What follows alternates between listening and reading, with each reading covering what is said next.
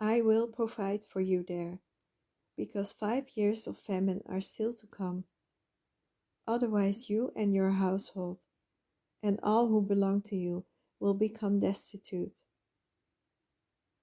You can see for yourselves, and so can my brother Benjamin, that it is really I who am speaking to you.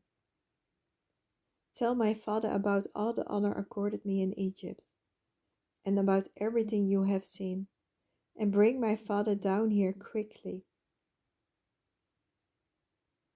Then he threw his arms around his brother Benjamin and wept, and Benjamin embraced him, weeping, and he kissed all his brothers and wept over them. Afterward his brothers talked with him.